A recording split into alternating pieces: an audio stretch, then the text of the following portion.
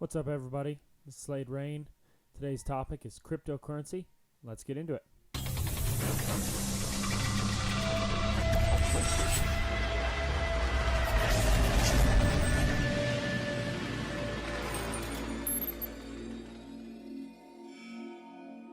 Okay, before we get started here, I have a couple things I just want to mention.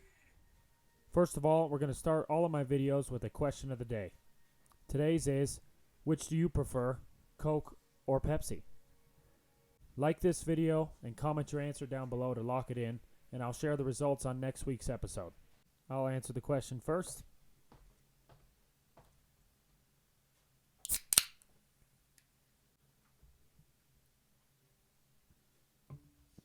Definitely Pepsi. Also, I don't know if you can see this microphone stand here, but it came from RWF Metal Designs.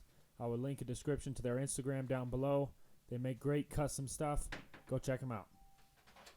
Okay, so first off, we have to set a baseline of what cryptocurrency is. A cryptocurrency is a digital or virtual currency that is secured by cryptography, which makes it nearly impossible to counterfeit or double spend. Something important to add is that they are generally not issued by any central authority, rendering them theoretically immune to government interference or manipulation. The first blockchain-based currency was Bitcoin.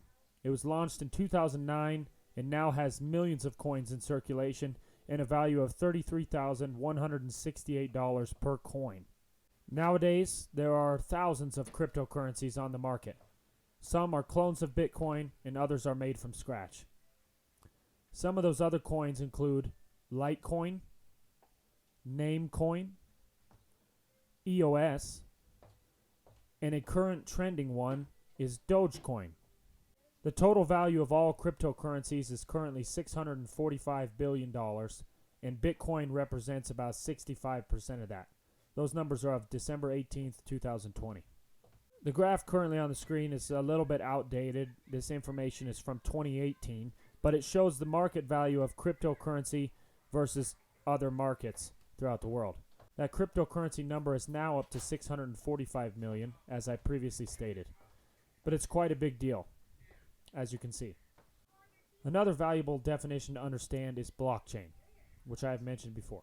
The blockchain is an organizational method for ensuring the integrity of transactional data or a type of database. So here's how a blockchain works. I have this graph on the screen. So a user creates a transaction, then a block representing that transaction is created.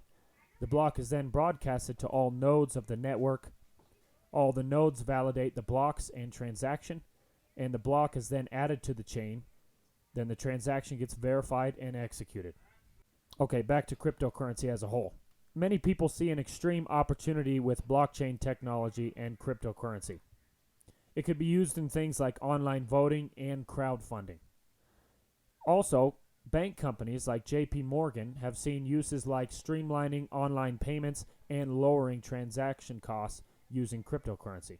Now let's go over some common uses for cryptocurrencies. The first one is obviously low-cost money transfers. One example of that is there was a $99 million transfer through Litecoin that took roughly 2 minutes to transfer and costed 40 cents in fees. Secondly, you can earn a lot of interest through stock trading, which is a big popular thing as we've seen with Bitcoin. Third, you can make private transactions so it's not tracked by government agencies or centralized establishments. And actually, today, you can travel the world using cryptocurrencies. There are many airlines, car dealerships, and other sales and goods companies that accept cryptocurrency as a form of payment. It's sort of looked at as the future of currency. Now let's go over some commonly discussed pros and cons with cryptocurrency. First, we'll go through the cons. Number one is the scalability. It's still way smaller than transaction giants like Visa.